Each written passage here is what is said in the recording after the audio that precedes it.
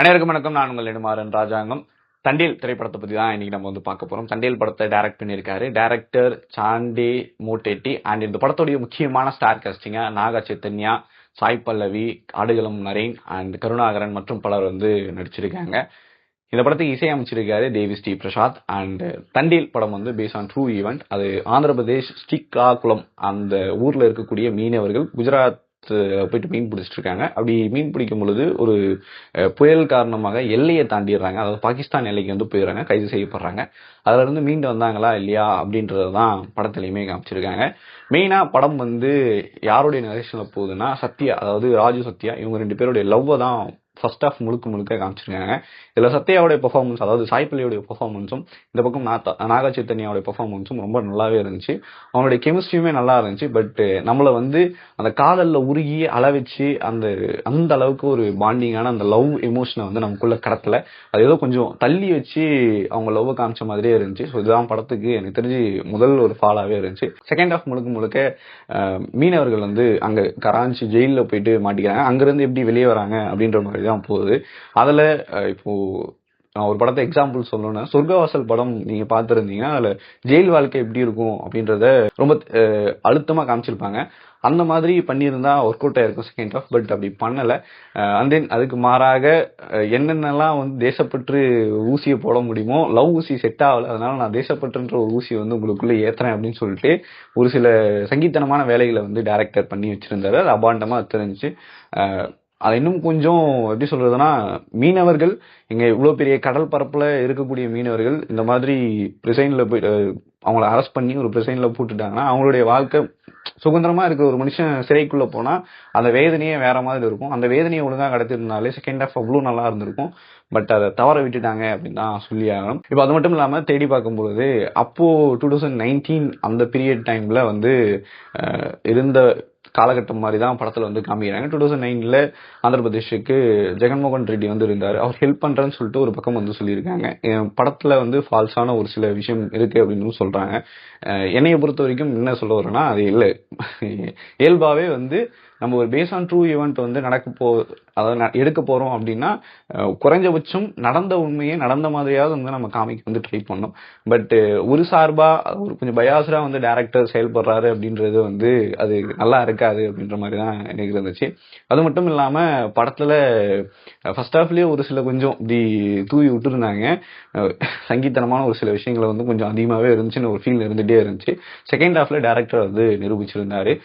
இங்க மீனவர்களுக்கு பிரச்சனை இருக்கு. பொதுவாகவே இப்ப நீங்க நிறைய நியூஸ் பார்க்கும்போது உங்களுக்கே தெரியும், நம்ம வந்து அட்லீஸ்ட் வாரத்துக்கு ஒரு வாட்டியாவது வந்து இந்த நியூஸ் கேள்விப்பட்டிருக்கோம்.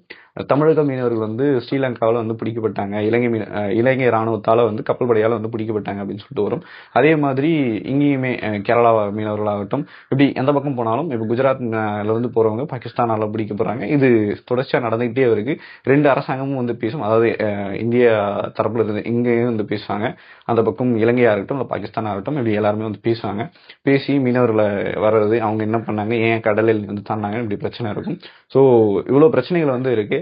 அது மீனவர்களுடைய வாழ்வியல் என்ன மாதிரி மோசமா போயிட்டு இருக்கு, அவங்க என்ன மாதிரி பிரச்சனைகளை வந்து எதிர்கொள்றாங்க அப்படின்றத இது ஒரு பேஸ் ஆன் ட்ரூ ஈவெண்ட்றதுனால அது இன்னும் கொஞ்சம் டெப்தா காமிச்சிருக்கலாம். பட் டைரக்டர் என்னன்னு தெரியல, லவ்ல நான் ரொம்ப ஃபோக்கஸ் பண்றேன்னு சொல்லிட்டு லவ்வையும் கோட்ட விட்டாரு.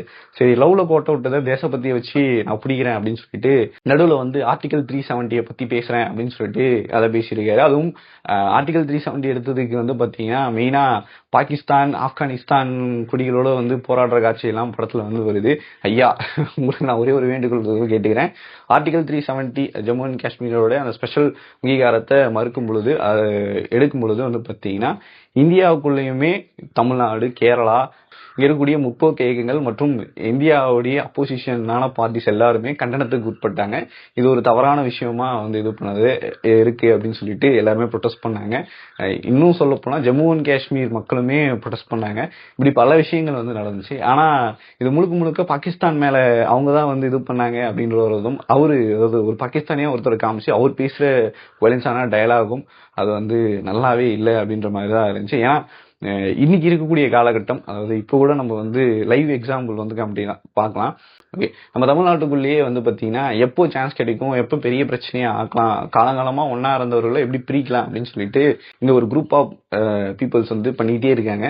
எப்போ இடம் கிடைக்கும் அப்படின்னு சொல்லிட்டு பார்த்துருக்காங்க. இது இந்தியா முழுக்கவே இன்னைக்கு கடந்த ஒரு 10 ஆண்டுகளா இந்த பிரச்சனை வந்து அதிகமாயிட்டு இருக்கு. அதாவது ஒரு மதத்தை சார்ந்தவர்களை வந்து அவங்க மேல வன்முறையை வந்து கையாண்டு அவங்கள வந்து கொலை பண்றதும் சாதாரணமா நடந்துகிட்டே தினந்தோறும் வந்து நம்ம வந்து நியூஸ் பேப்பர்ல பாக்குறோம், சோசியல் மீடியாக்கள் வந்து பாக்குறோம்.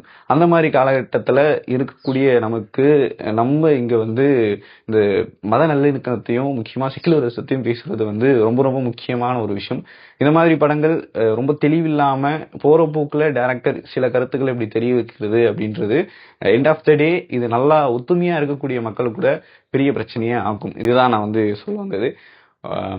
உங்களுக்கு நீங்க வந்து தண்டேல் வந்து போய் பாக்குறீங்க அப்படின்னா உங்களுக்கு எந்த மாதிரி ஃபீல் இருந்துச்சு, எந்த சில காட்சிகளை வந்து ரொம்ப மோசமா படத்துல எடுத்திருந்தாங்க அப்படின்றத கீழே வந்து கமெண்ட் பண்ணுங்க. இந்த வீடியோ உங்களுக்கு பிடிச்சிருந்துச்சுன்னா லைக் பண்ணுங்க, மறக்காம உங்க ஃப்ரெண்ட்ஸுக்கு எல்லாம் ஷேர் பண்ணுங்க. புலிகேசி அப்படியே சப்ஸ்கிரைப் பண்ணுங்க. நன்றி, டாடா, பாபாய்.